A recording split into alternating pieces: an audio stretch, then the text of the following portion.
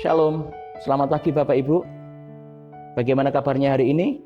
Saya percaya kita semua dalam kasih anugerah Allah, kita semua dalam keadaan baik di dalam perlindungan Tuhan. Amin. Bapak Ibu, mari kita baca firman Tuhan dari Injil Yohanes pasal yang ke-14 ayatnya yang ke-15 sampai 21.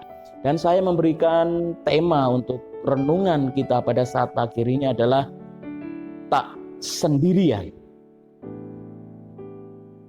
Bapak, Ibu, dan saudaraku yang dikasihi Tuhan,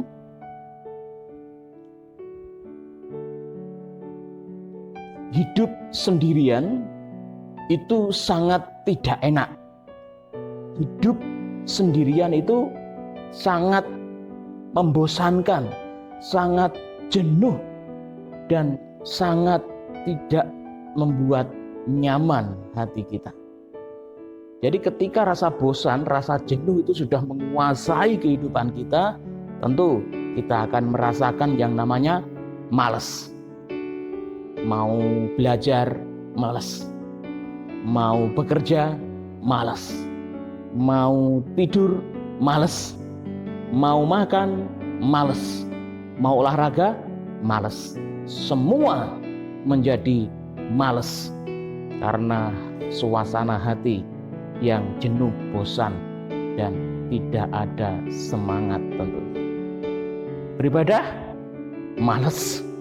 Berdoa, malas juga. Hidup sendirian itu tidak enak, karena kita manusia itu adalah makhluk sosial. Kita tidak diperlengkapi Tuhan untuk hidup seorang diri. Kita butuh teman untuk ngobrol, kita butuh teman untuk sharing, kita butuh teman untuk curhat. Coba kalau sendirian, ngomong sendiri, ketawa sendiri,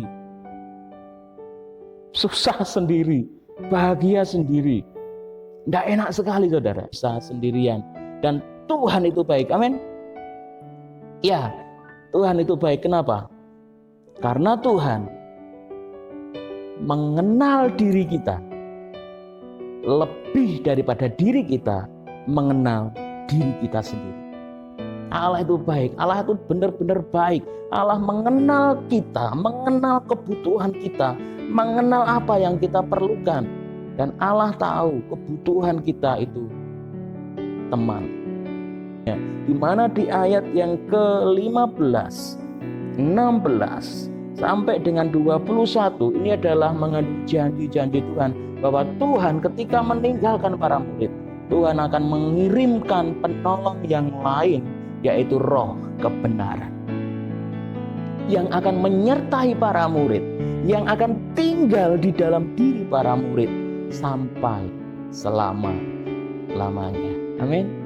Dan janji Tuhan itu juga berlaku untuk saya dan ibu bapak semua yang dikasihi Tuhan. Jadi ketika Tuhan mengirimkan penolong, Tuhan tahu bahwa diri kita ini sangat lemah.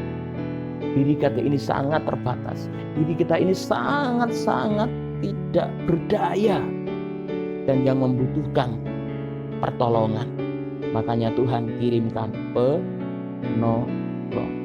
Kesusahan, persoalan, pergumulan yang akan Tuhan izinkan dialami oleh setiap orang percaya, ini bukan persoalan, pergumulan, masalah yang biasa-biasa saja, tetapi persoalan yang benar-benar luar biasa berat yang akan dialami oleh yang percaya.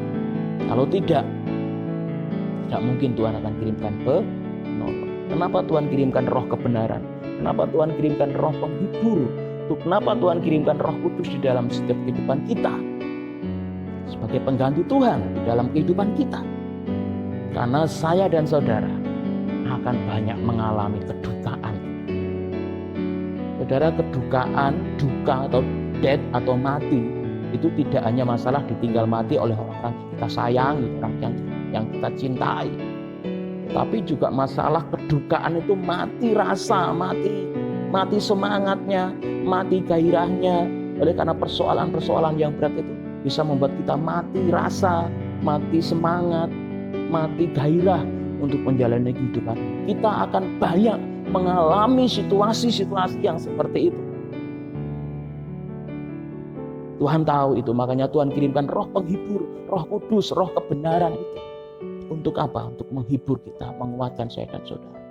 Nah, Tidak hanya itu saudaraku, kita juga akan banyak mengalami yang namanya keputusasaan, kita akan banyak mengalami kelemahan-kelemahan, kita akan banyak mengalami penolakan, kita akan banyak mengalami depresi, kita akan banyak mengalami peperangan rohani, dan di situ kita akan mengalami jatuh bangun di dalam kerohanian iman kita. Saudara, beberapa waktu yang lalu istri saya berkata kepada saya, "Bapak saiki nesunan, bapak saiki marahan." Rasanya saudara, ternyata saya berubah. Menurut istri saya berubah. Jadi saudara kalau mau lihat saya, jangan ketika saya khotbah. Nek saya khotbah seperti ini, wah kayak malaikat. Kalau saudara pengen tahu siapa saya, hiduplah dengan saya di rumah saya, di pastori maksud saya. 1 bulan saja, nanti saudara akan tahu siapa diri saya yang sebenarnya. Wah, nek khotbah seperti ini, wah kayak apik semua, bagus semua. Saya tidak jarang mengalami yang namanya keputusasaan. Saya juga pernah sampai di sebuah titik yang ingin rasanya keluar dari tempat ini. Kenapa? Karena saya merasa gagal dan tidak layak untuk menjadi hamba Tuhan. Kita akan dosa. Seringkali kita pun jatuh bangun dalam dosa. Tapi apakah ketika kita berdosa Roh Kudus meninggalkan kita? Tidak. Dia terus tinggal di dalam diri kita. Dia terus ingatkan kita. Dia terus tuntun kita. Hingga kita kembali ke jalan Tuhan. Kita mengalami kekuatan dan penghiburan kembali untuk merangkak dan berdiri kembali di jalan Tuhan. Berjalan bersama dengan Tuhan kembali. Yang begitu terus, kasih Allah begitu besar. Makanya ada firman Tuhan mengatakan bahwa kasih itu menutupi banyak dosa. Berulang kali kita jatuh, Tuhan masih kasih beri kesempatan lagi. Jatuh lagi, dikasih kesempatan lagi. Dan Roh Kudus terus memberikan nasihat, mengingatkan, menegur kita, menguatkan kita untuk terus bangkit dan kembali